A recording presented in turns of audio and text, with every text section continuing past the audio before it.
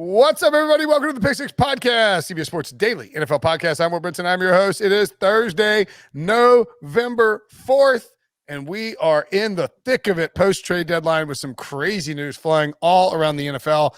By the way, you can watch this show, as with every single podcast show, on YouTube. And if you really like the podcast and you want to join us for live recaps, youtube.com/pick6 or on the YouTube app. Wherever, on your smart TV or your phone, whatever it is, search for Pick Six Podcast or probably just Pick Six. You can join us for live recaps post-game on Sundays, Mondays, and Thursdays, and 1 p.m. on Tuesdays, a mock draft show with Ryan Wilson, and 1 p.m. on Thursdays, a live pick show with yours truly, Pete Prisco and RJ White. Joining me now to break down the latest news around the NFL, CBS Sports NFL Insider, Josina Anderson. Josina, what's up? What's up, man? Lots going on in the NFL with so many star players. We're going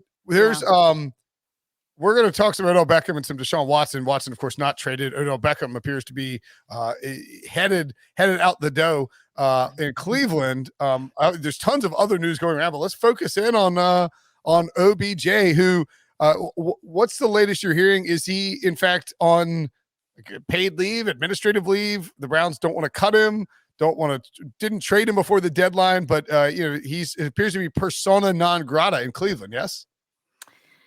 I don't know about that. Okay. I would say that yes, he's still getting paid, so he's still cashing checks, so that's good. Lights are still on at the house. OBJ will survive, presumably, not because I've been there.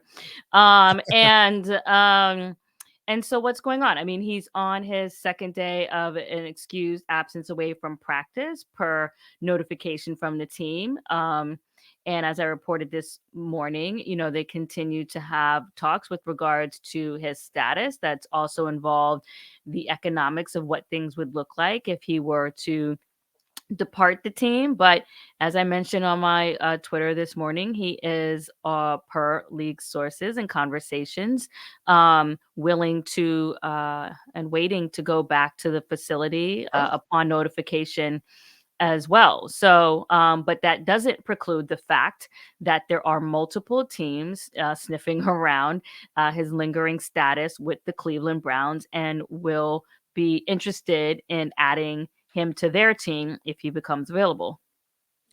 So what do we think OBJ's preference would be? Like to go back and does he want to play for the Browns? Does he want to play for another team? Do he and his dad want to open up a editing business where they crop all 22 together with REM songs on the background, which I'm sure his dad definitely did himself by hand. I mean, it seems totally plausible that a 50-year-old man can is cropping up video together and then putting REM on the background. Come on. So I would say that Odell Beckham Jr. wants to have production and win. Okay. That's what he wants. And that can happen in a number of places.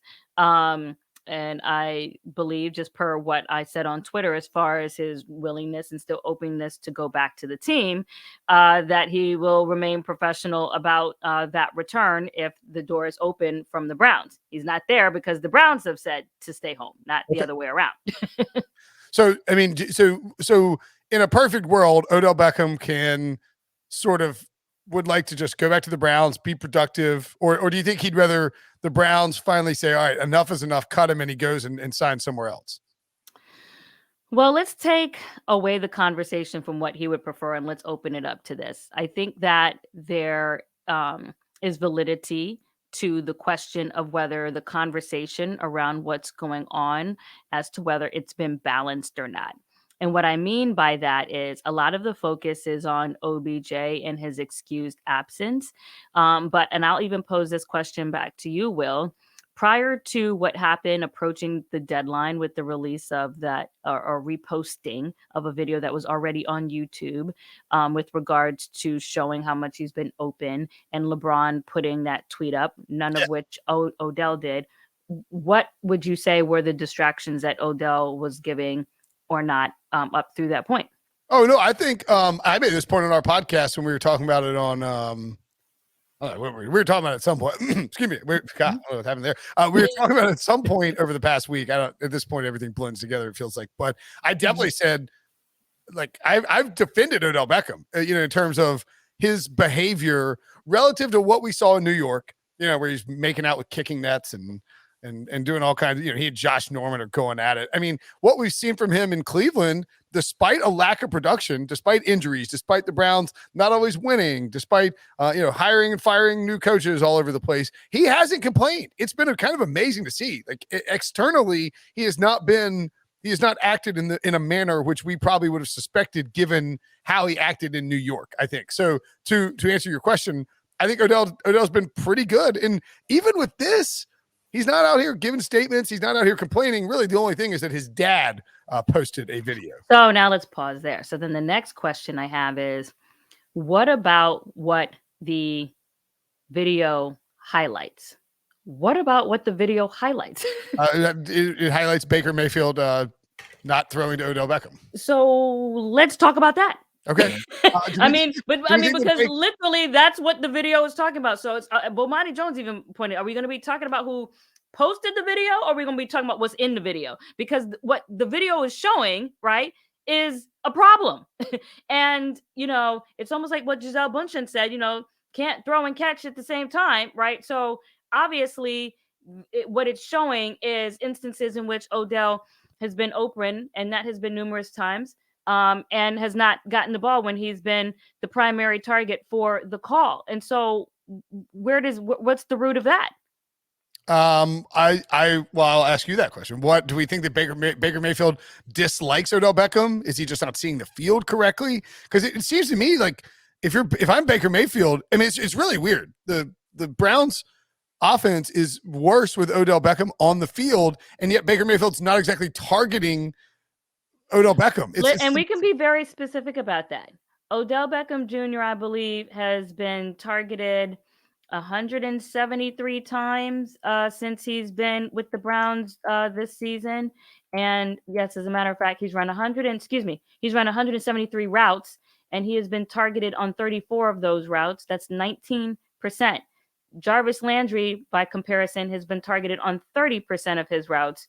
And yes, Odell has had some drops. I believe through, I think it was a Chargers game, he had just one, and then it was another one after that. And then the game in which he came back where he had the grade 3 AC sprain is where he had a few, obviously. But, the flip side of that part is that he was thugging it through the injury. So I'm just kind of, pointing that out as well. Those are just stats, not, what I'm impugning one way or the other. Those are the stats. And so, the fact that he goes through a game against the Pittsburgh Steelers and has one target, one target. I just want to make sure I'm very clear on that number. One target. Not 9 times, one target. One target. So what I'm trying to say is, and it's not even just me, Will, I am reflecting the conversations that I hear. Why is the conversation not on what the video is illuminating? Forget about who tweeted it, because if you also want to be, kind of real about the conversation, let's really try to dig down as far as, and you tell me, because I don't, what is the real reason for Odell being excused? What has been done by him? Yeah, I mean, unless they're just excusing him because his dad uses too many hashtags. He hasn't done anything that we know of outside of, I think that it feels like. Do you understand what I'm getting at? Because what has been done? Because, the conversation about whether, so having discussions about being traded, not traded, or what have you. I mean, the team has done its due diligence. I think it's proper to assess whether it's working or not. I don't think that, impugns anybody by just, bringing that up, whether it's his side or even the Brown side. So, if you move off of that, what's been done? And then here's a better question. Is Odell the only player on the Browns to have family members speaking out? Oh, no, I'm just saying. I mean, right. I'm trying not to get specific. I'm trying not to get specific, but I think we know, someone else has had family members speak up too. Who else has family members speak up? I mean, the quarterback on the team has family members that say things on social media as well. Oh, Baker does? Baker's. Mhm. Oh, you see, I'm too. I need to be I cool. mean, per my See, this is I'm understanding, too it's not like I cocky. follow these people, you know what I'm saying? But I see things on social media. The point, and I'm not even trying to lay this at the feet of Baker so much, because I've had multiple conversations on my own podcasts and shows in which I'm usually the one talking about how the impact I feel Baker has had on the team when they weren't winning any games. So, but with respect to this conversation, and it is being objective to point out that I don't think the conversation has been balanced with Oh, sure. respect to him being excused, and that is objective. Yeah, no, I mean, I do think that it's like, all right, Baker's dad posted something. Odell Beckham's dad posted something. We got to be done with OBJ. Whereas, if like, Odell Beckham didn't walk in the facility and like start yelling and stomping his feet and demanding more targets and complaining about Baker. So unless, although it does sound like, I think maybe there are some Browns players who maybe, like, I would be curious to know what percentage of the Browns locker room is like. But let me tell you a little bit. Doesn't have to complain. The video is the video. They all review film after every game and see the film. In addition to that, there are coaches on the team, personnel, players, whomever, who can all understand and see this same video. By the way, After I should every point out game. that obviously it was previously posted on YouTube, as you noted, and Mhm. I hadn't realized that Odell Beckham's dad really he did the thing where you can record Repost. this. Yeah, no, he just recorded his screen, because you see at the beginning of the video, it's like it's his home screen or whatever. It's his lock screen, and he swipes up and then turns it sideways. It's actually from somebody named J Daddy Productions. I really have to point out. Yeah. He's not back there splicing and putting things together. And I keep saying that on every hit that I go to. I was like, this video already existed. It's been floating around. Trust me, I've seen it before he posted. I had already seen it 3 times. It's been out there, so it's not a new video. That's the funny part about it, or not so funny part about it. But again, let's just think about this from a strategic standpoint. So the NFL trade deadline is approaching. There are teams that have, shown interest, and a trade doesn't get done. And up to the trade deadline, this video comes out from his dad. LeBron James tweets. Then the trade is not executed. After the trade deadline passes, then there is this discipline or, excusing, in which that in and of itself would have to be understood would exacerbate the situation, right? To now where we're at the point where he's, being paid to stay home. And so now you're having discussions as to, what it would look like to depart as far as the economics of it. And you're in a situation as to whether you're going to let the player go or bring him back under the circumstances of having told the player to stay home, the coach having said to other players that he was no longer on the team and that getting out. You know what I'm saying? And then Baker saying what he said in the press conferences, including, there's always room for improvement on the conversation, but I don't remember the verbatim, but I know the innuendo was, I'm willing to talk, what have you. But then the flip side of that is, but just saying, why is if you go back again to what the video is showing, who's supposed to be going to who? Or Baker should be throwing to Odell. I'm just asking. You know what I mean? I'm just throwing these pregnant questions out here. You know what I'm saying? So, I mean, because the problem is, why is the ball not going there, and who needs to answer that? Is it this hands off? Well, I'm available, I'm free. Communication could be improved, or is that really a demonstration of the onus that's not being taken, or illumination of leadership that is occurring or not occurring? Right. So how does this play out with Jarvis Landry, who Baker said that he'd had a conversation with? Jarvis and OBJ are longtime friends. I mean, obviously they played college ball together, now on the same team, have known each other for a really, really long time. Do we think that these receivers trust Baker Mayfield? Are they concerned that OBJ is like with OBJ gone? Are they sort of like, yeah, because with any divorce or any separation, there's going to be natural side taking. So I guess I'm just wondering, like, how do we think the Browns roster and locker room shakes out in terms of siding with Baker or siding with Odell?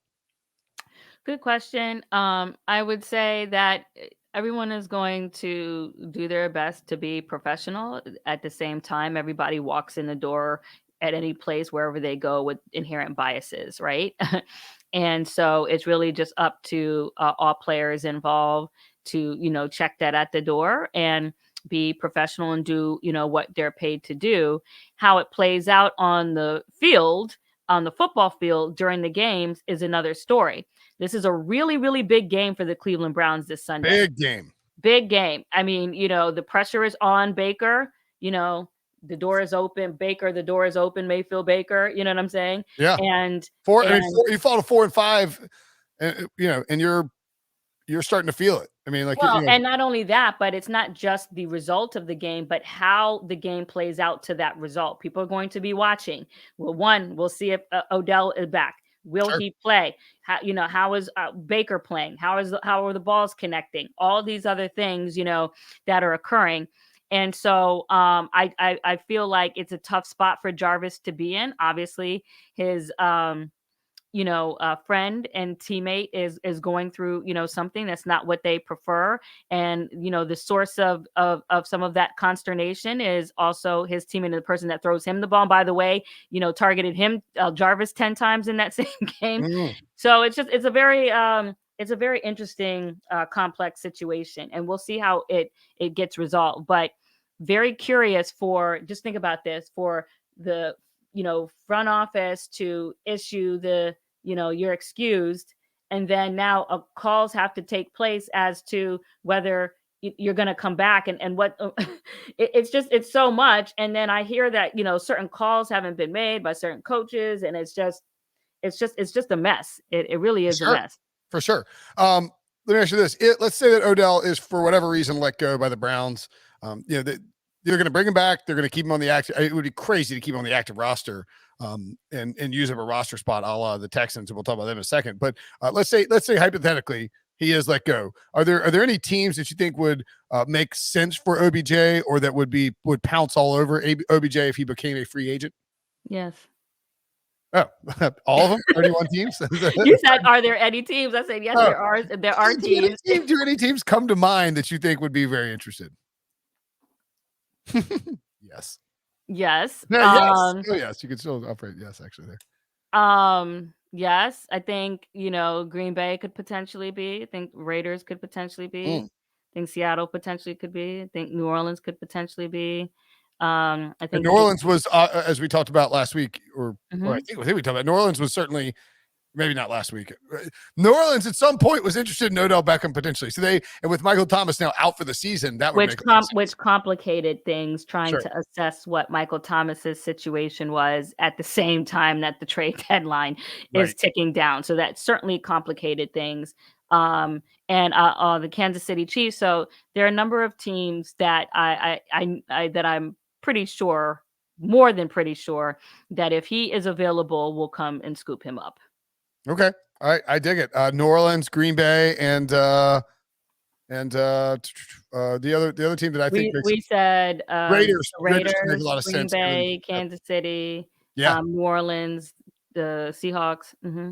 Yeah, certainly the Packers always mentioned Seahawks could make sense. Oh, and by the way, Will, we did talk about Von Miller. Remember you called it. You nailed it. You called the trade. And my own bad that I didn't follow up on my own thing, because after I saw him get hurt after we spoke, you see what I'm saying? Oh, you assumed he couldn't be traded. I just let it go. I mentally let it go. Yeah. And then I remember I reached out to Vaughn, and I had seen that the number was different. So then I kind of forgot about it.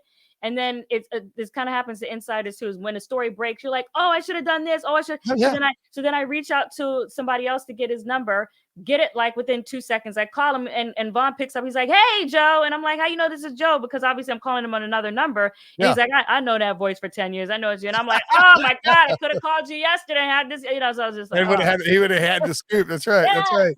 You said I was mad at my own darn self, and keep talking. I'm just plugging my computer so it doesn't die on you. No, you're fine. Yeah. So Von Miller obviously traded as Josina predicted last week. I'll tell you what. Let's take a quick break, and we'll talk about the Watson situation. Okay.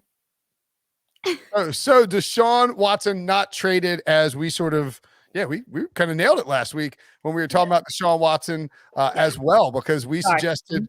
No, you're good. We suggested that he would not be traded. That it was sort of like leaning that way, and ultimately the Texans decided not to deal him. Was this more about Miami? Was this more about Houston? Who was sort of the one that sort of pulled the reins back here and resulted in Watson not leaving the Texans?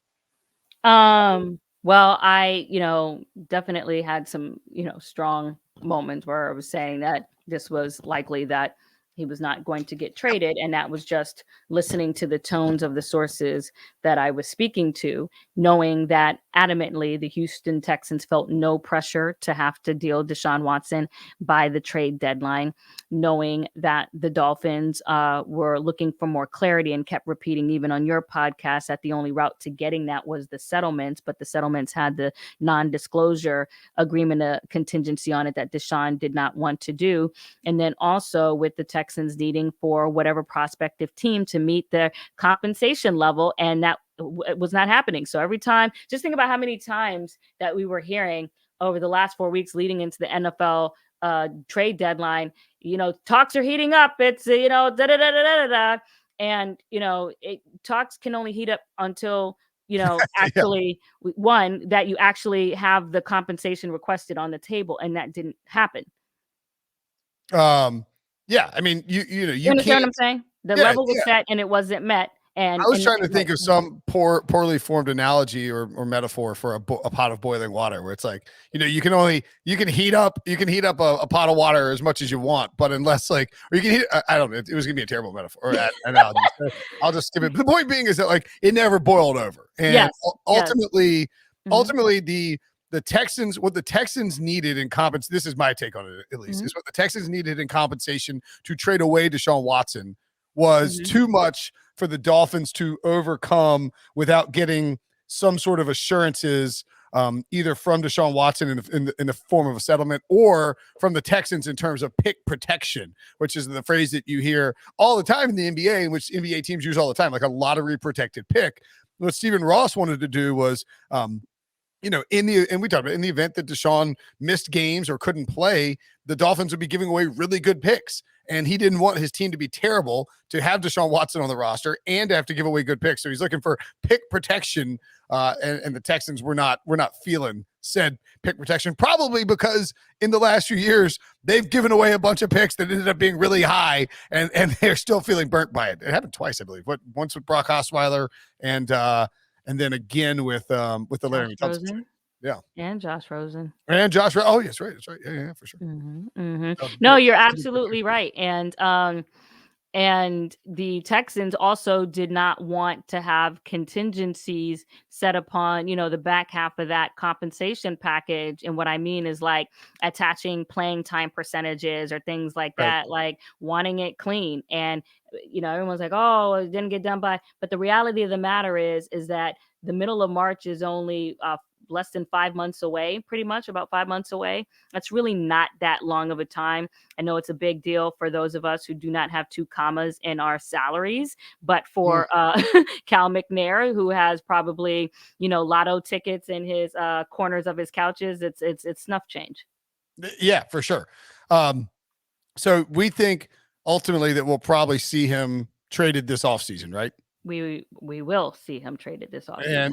And as we mentioned last week, this probably benefits Deshaun Watson in the long haul, honestly, not being traded, because would you agree with that in the sense that he has more options where he could go if he wants to open up those options, and he'll be able to potentially find a settlement of these cases over the next several months, the legal process can play itself out, and he'll probably know what his situation legally and with the NFL will be by the time the offseason comes around, one would think.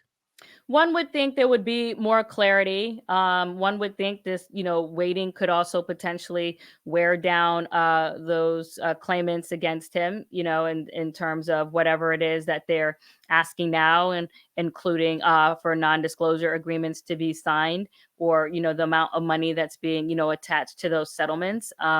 Or they could also dig into. But the other thing from a PR perspective is that the public will likely also be more tired of the, topic, 5 months from now, unless there's new details that, reinvigorate it, so to speak, in the public atmosphere.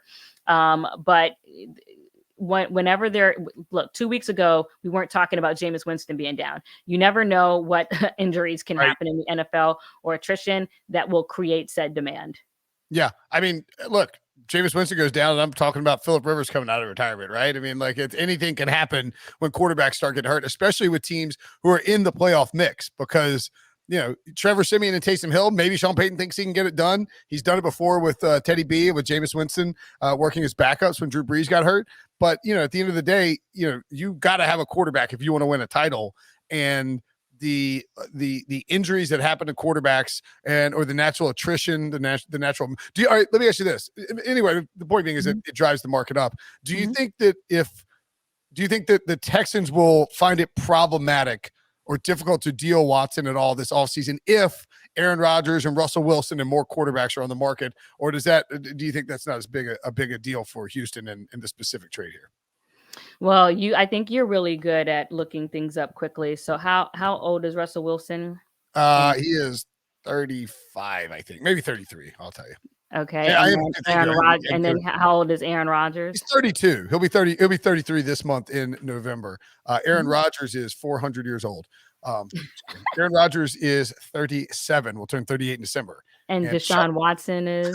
I see what you're getting at here. Deshaun Watson, 42, of course, as everyone knows. He is 26. So if these legal situations are more cleared up, I don't really think that there is a question there. Okay. No, fair enough. From the standpoint of how much ROI you can get, return on investment from who you're picking from relative to their age. And everyone, thinks that Deshaun is an elite quarterback, certainly among the top 5, top 7, wherever you want to put him, relative to his age and projected longevity in the NFL beyond this. So if Aaron is available, but the question is, how long do you have Aaron? If Russell is available, how long do you have Russell, compared to, even if Deshaun gets hurt, you still have all those many years after that. Yep, that's fair. You get Deshaun and you're locking him down. Yeah. You got a franchise quarterback for the next 5 to 10 years minimum. Yeah. Who, by the way, won't have played a single snap this season, which, he'll age a year because that's how, time works. But he hasn't taken any hits like he normally would have behind him. What would have been a questionable Texans offensive line, and certainly with no defense, he would have been scrambling around trying to come back all the time. He would have gotten beat up pretty bad this year if he played. So that's a win for him too. But although, it's really incumbent upon Watson and all these players to, do their best with whoever their trainer is or however they go about it in the offseason to clearly keep themselves in football shape.